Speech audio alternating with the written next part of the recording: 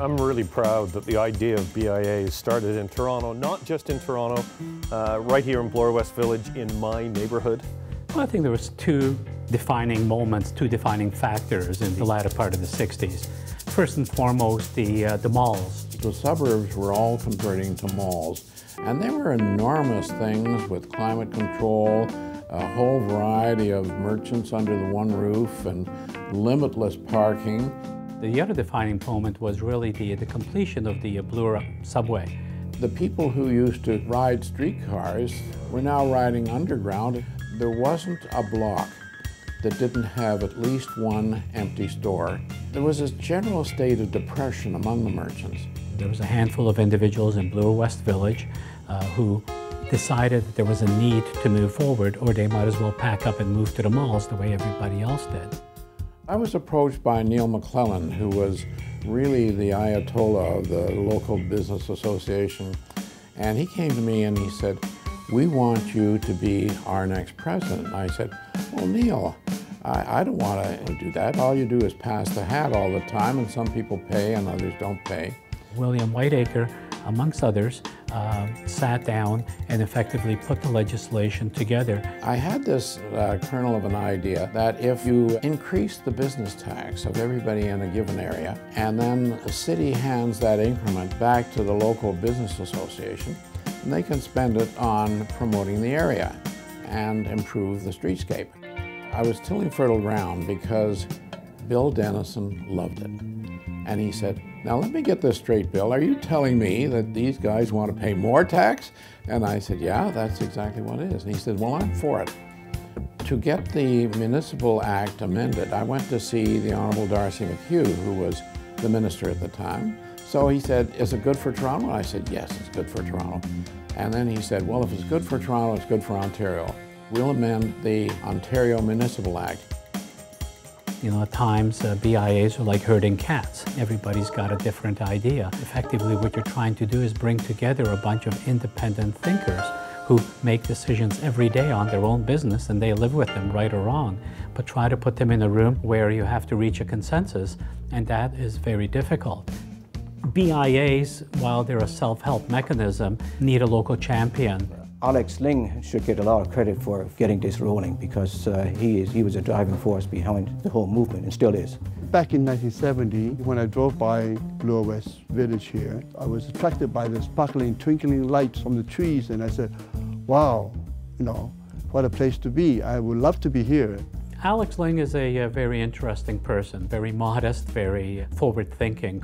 I realized that the communications between the board and the member was not good at all. Alex came in within a year of the inception of that BIA, but what Alex did was he nurtured that BIA by literally closing his business and attending hearings at the OMB at City Hall to protect the concept that is the BIA. So I rolled up my sleeve and I went around and I talked to everybody, and things got much better, and it took about 5 years. And right at the beginning, a man named Alex Ling took me aside and said, "You know, the business interests are the same as the residents. We all want a better city."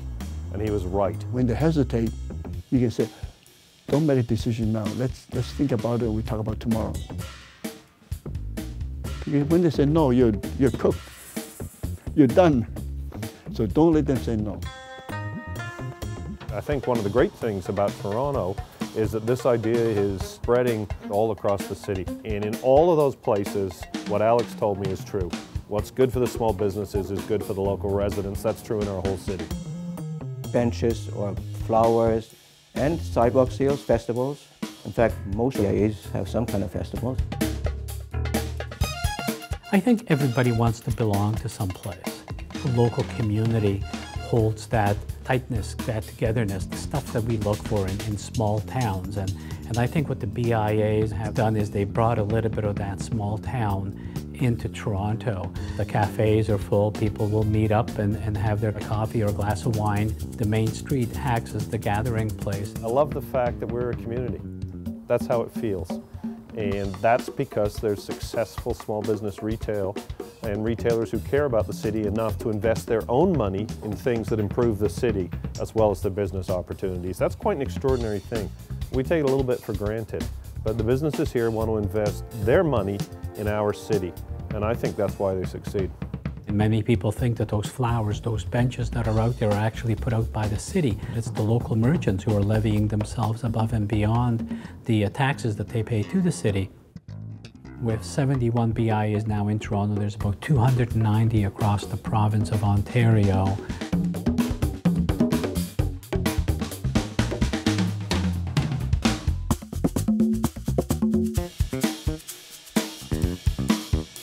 Well over 500 across Canada.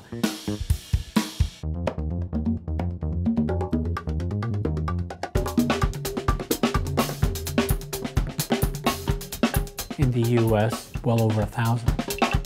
They call them BIZs or BIZs.